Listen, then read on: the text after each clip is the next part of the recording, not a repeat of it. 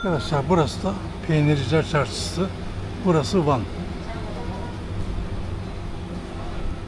Evet dostlar, tekrardan merhaba. Neredeyiz? Van'dayız.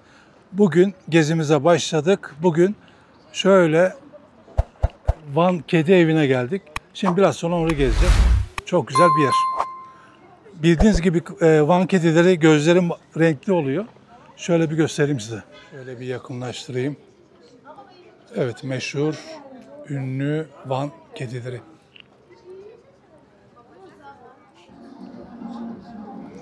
Şöyle bir yakınlaştırayım, görebilirsek. Yani böyle burası da. Akdamar Adası'na gideceğiz. Bir tura katıldım. Turun ücreti de 600 lira. Yani en uygunu oydu. Otelde ayarladılar. Akdamar Adası'nı bir gezelim. Bakalım nereye gideceğiz, ne yapacağız, ne edeceğiz. Böyle geziyor, dolaşıyoruz yani.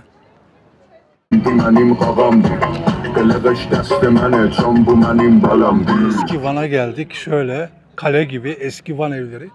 Şöyle göstereceğim şöyle. Yukarısı da kale. Oraya ayrıyeten gideceğiz. Tur gitmiyormuş. Böyle bir gezelim bakalım. Evet dostlar, ben de ilk defa geliyorum böyle. Eski Van evleri. Şimdi girelim bakalım. Evet dostlar, şöyle Van Kalesi değil de Van eski evleri. Böyle kale gibi içeriden giriyoruz. Kapılar çok eski. Epey İranlı turist var. Şöyle oturmuşlar.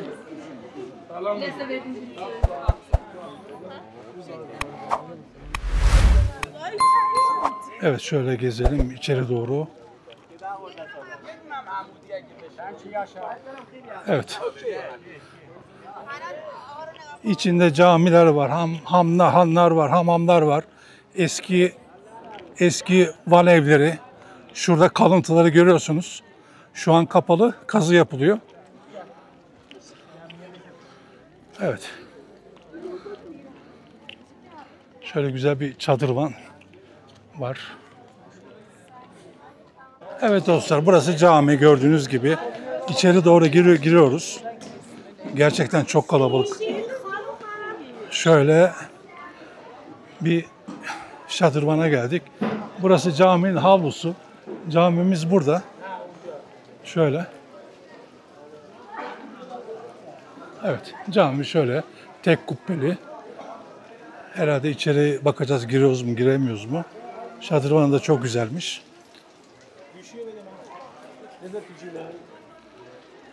Böyle. Harika. Bir de şöyle giriyoruz. Bakalım neler var burada. Şöyle bir koridordan geçtik. Ve nereye çıktık? Evet, eski Van evleri. Tabii ki yıkık dökük. Göründüğü gibi. Şöyle sevgili dostlar. Şurası da Van Kalesi. Ona ayrı bir vakit ayıracağım. Tur oraya çıkmıyormuş.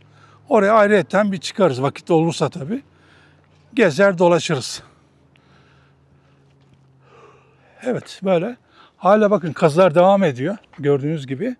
Biraz yakınlaştırayım. Şöyle görelim. Evet, kazı böyle devam ediyor şurada. Şurada böyle kazıyorlar. Eski Van evleri. Eski Van evlerin ilk kurulduğu yer burası. Van Kalesi'nin hemen dibi. Şöyle. Şöyle biraz daha ilerleyelim.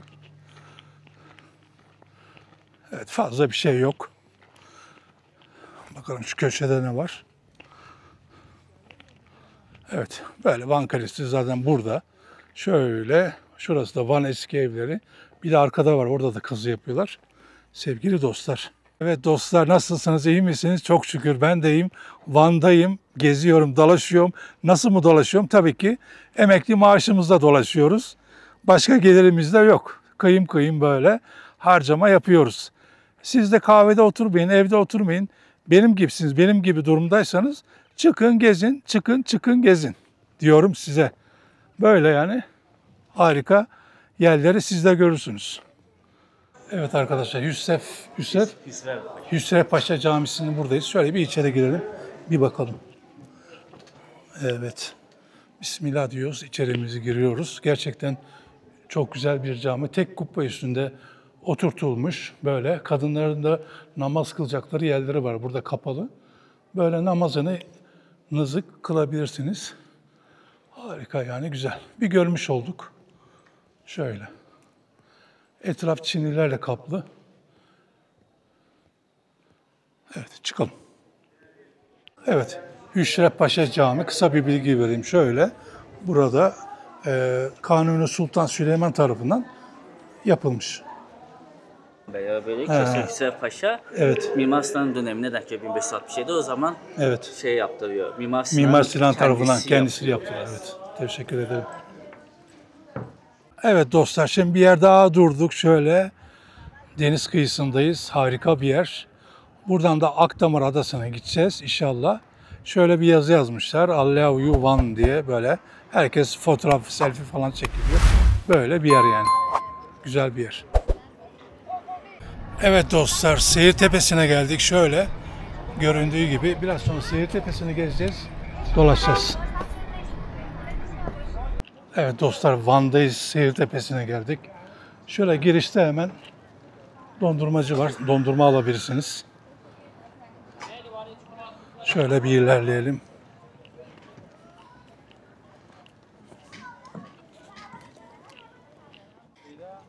Evet, burası Van Seyir Tepesi. Şöyle Van tam karşıda, şöyle göründüğü gibi Van Gölü ayaklarınızın altında. Şöyle ileride Türk bayrağı. İsterseniz oraya gidelim. Orası sanki daha yüksek gibi. Böyle turistler burada fotoğraf çekiyor. Evet dostlar, Seyir Tepesi'nin en yüksek yerine çıktık. En yüksek yerine çıktık. Harika bir manzara var. Şimdi onu göstereceğim size. Bir kat daha yukarı çıktık. Şöyle uçtan başlayayım göstererek, şöyle. Böyle Van Gölü'ne doğru gidiyor manzara. Harika, güzel yapmışlar gerçekten Seyir Tepesi'ni.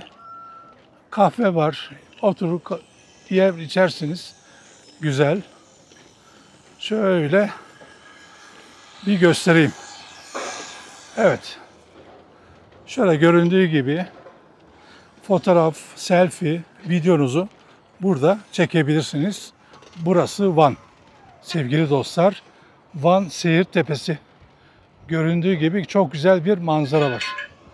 Akdamar Adası da ileride. İnşallah bugün gideceğiz. Öyle tahmin ediyorum. Şöyle göründüğü gibi harikalar diyarı Van. Evet, bir de selfie çekelim güzelce. Evet dostlar, şimdi gezmeye devam ediyoruz. Şu durum var. Yanlış tura binmişim ben. Öyle yani yönlendirdiler. Akdamar Adası'na bir aksilik olmazsa gideceğiz bugün. Öyle böyle gideceğiz. Burası Seyir Tepesi. Tekrar şöyle bir göstereyim. Gerçekten harika ya yapmışlar. Çok güzel. Böyle Seyir Tepesi. İnsanlar gezip dolaşıyor böyle. Harika bir yer. Türk bayrağının altında. Evet dostlar, şurada Edremit Seyir Tepesi diye geçiyor.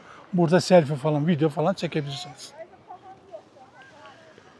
Evet dostlar, Edremit Marina'ya geldik. 2020 yılında yapılmış marina. Harika, çok güzel bir marina. Şöyle gördüğünüz gibi oturma yerleri var denize karşı. Bu marina sevgili dostlar, gezi turları var. Denizde sizleri gezdiriyor. Evet. Evet, şöyle gezi turları var.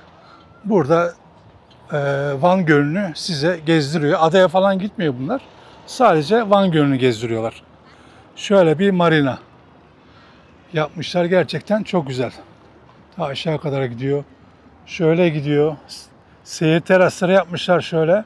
Oralarda fotoğraf, selfie gibi çektirebilirsiniz. Gerçekten güzel.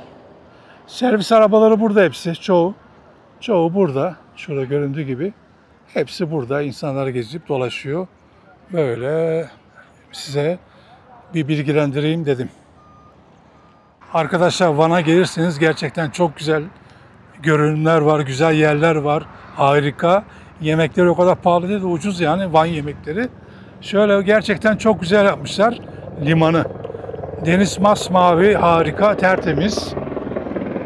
otel bilgisini de vereyim. Oteller işte peşin verirseniz kartla çekersiniz ayağı var. Yani 900 lira, 800 lira, 1000 lira tabii ki 3-5 bin liraya kadar gidiyor. Ondan sonra ödeme yapabilirsiniz. Hani yemekler ucuz, fazla pahalı değil. Ona göre şey yapın. Evet dostlar, Edremit'teyiz. Edremit Körfezi herhalde tahmin ediyorum. Şöyle bir yere geldik, gerçekten çok güzel. Şöyle bir koy, böyle seyir tepesi yapmışlar. Şu an kapalı, herhalde tadilat var. Şöyle turistler de burada, bir sürü turist. İranlı turistler. Şöyle böyle aşağı doğru gidiyor. Şöyle bir göstereyim. Böyle karşıda kahvaltı salonları var, biliyorsunuz Van'ın kahvaltısı meşhur. Böyle bu yolda adaya doğru gidiyor bu yol. Teknelere doğru. İnşallah bugün gideriz.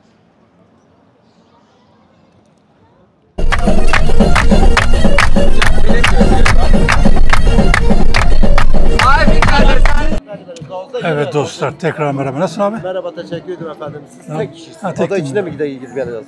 He. Tamam, ben şimdi şey yaparım. Siz Sağ ol. söyle. Adaya gidiyor değil mi bunlar? Adaya gidiyor ama fazla bir zaman değil. Yani 20-25 dakika bir zamanımız Yeter var. ya. Yeter. Arkadaşlar en sonunda Akdamar Adası'na bineceğiz. Şöyle bir şeyle, tekneyle. Evet, binelim şimdi.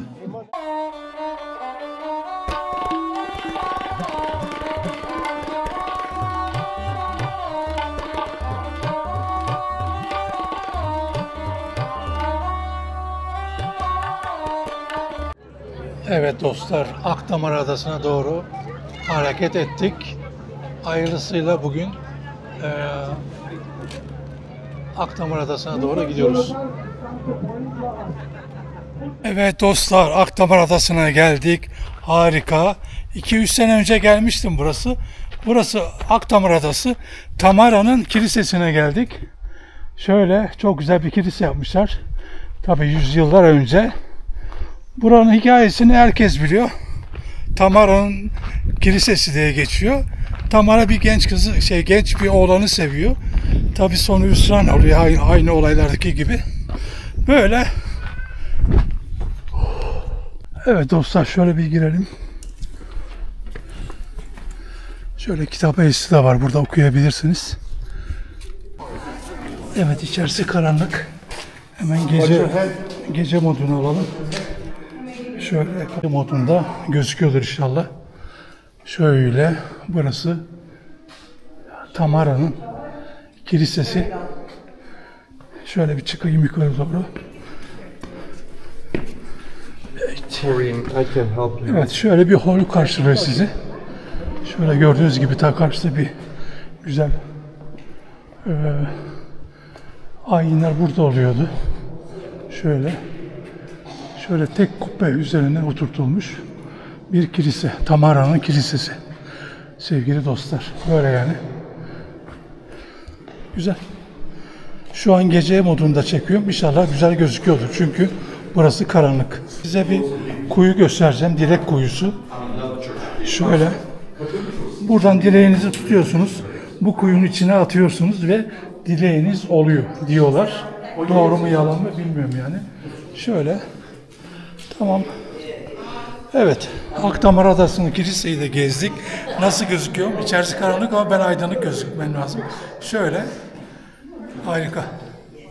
Şimdi dışarı doğru çıkalım.